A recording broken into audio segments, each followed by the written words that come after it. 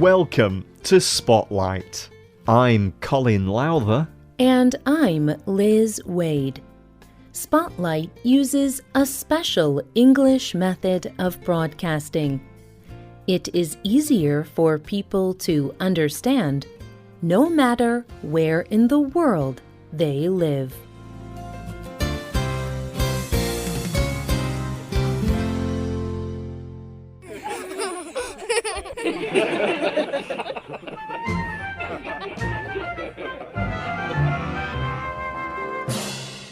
Today's Spotlight is on laughter. Lord Byron was an English poet who lived 200 years ago. He said, "Always laugh when you can. It is cheap medicine." Charles Dickens was a famous English writer in the 19th century. In his book, A Christmas Carol, he said, "There is nothing in the world so infectious as laughter and good humour." Martin Luther King Jr. was a leader in the U.S. Civil Rights Movement in the 1960s. He said, "It is cheerful to God when you rejoice or laugh from the bottom of your heart." At about the same time, Audrey Hepburn was a Hollywood film actor. She said, "I love people who make me laugh. I honestly think laughing is the thing I like most.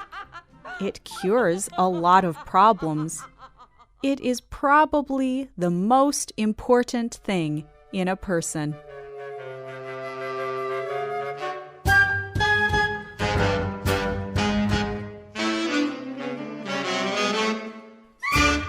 These people describe laughter as a medicine, an infection, praise to God, and the thing they like most.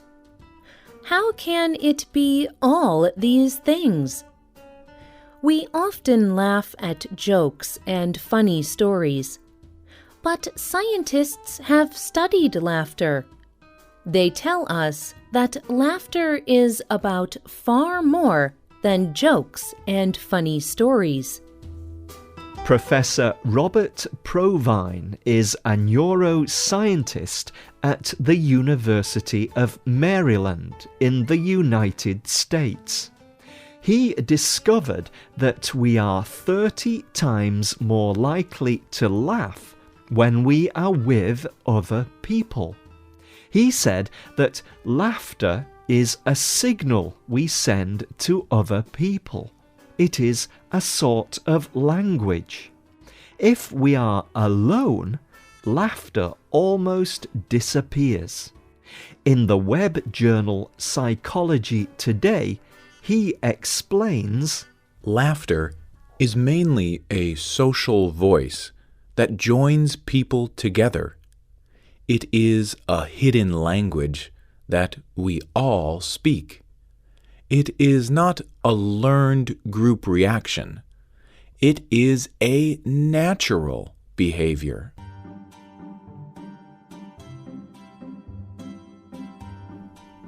Professor Sophie Scott is a neuroscientist too. She works in the United Kingdom at University College London. She is also a part-time comedian. She tells jokes to audiences. She wrote for the BBC about how this laughing language works. When we talk with our friends, we laugh at their comments. The comments may not even be funny, but we show our friends that we like them and agree with them by laughing. She writes, "The science of laughter is telling us that laughter is less to do with jokes and more a social behaviour. We use it to show people that we like them and that we understand them.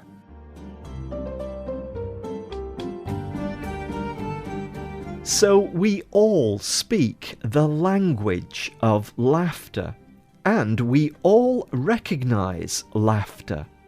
But people in different cultures use humour and laughter in different ways.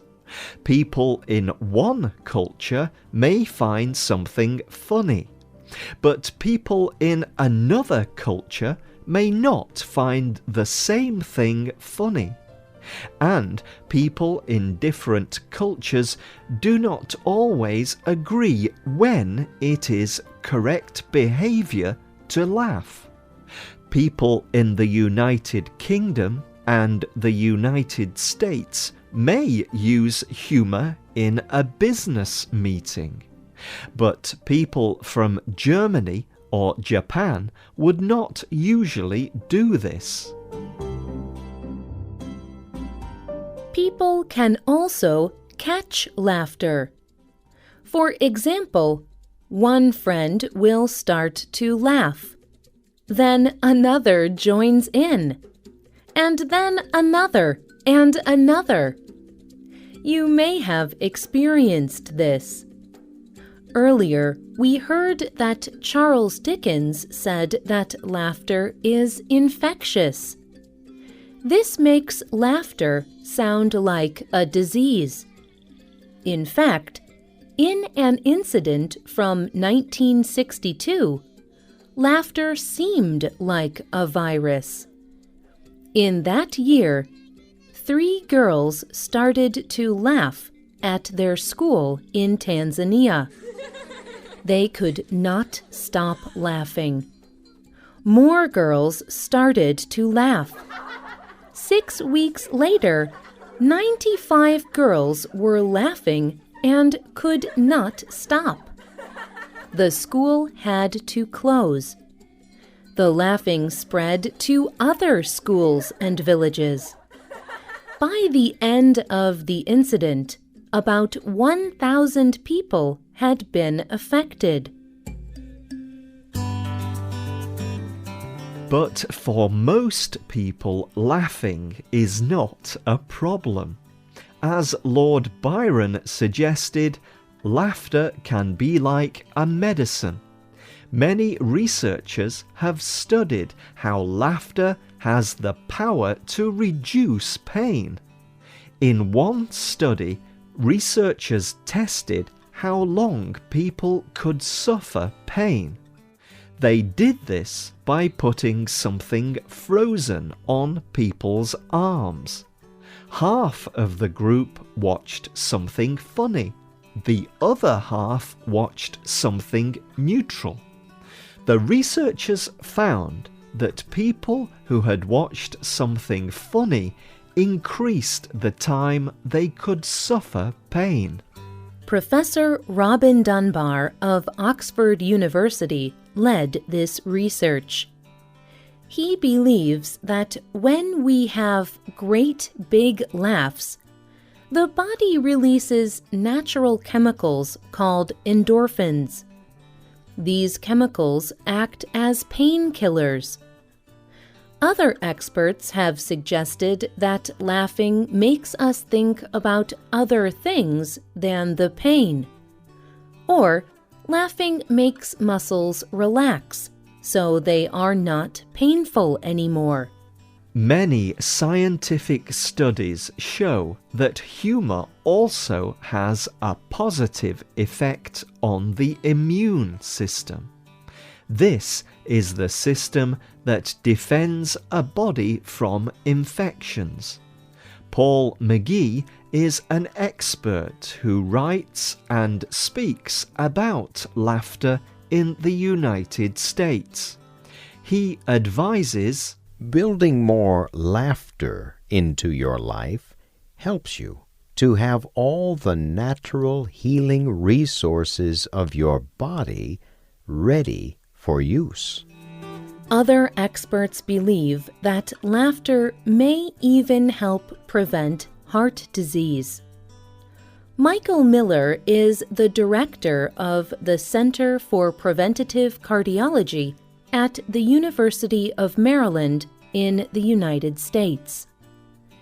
He has been involved in research in this area.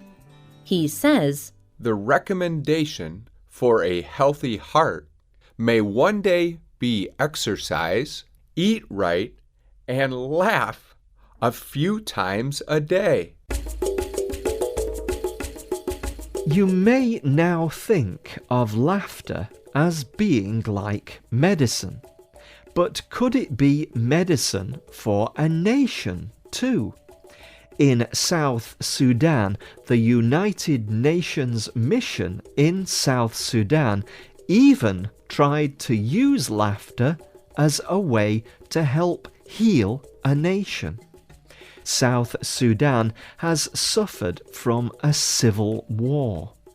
In 2016, South Sudan held a festival called Let Us Laugh. During the event, comedians told jokes about politics and life.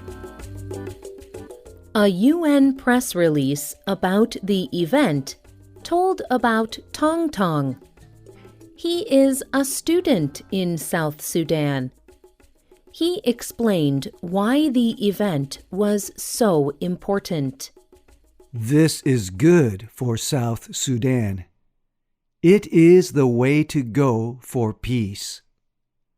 Laughing together is good, because if we can all laugh together at the same things, it will be harder to see each other as enemies.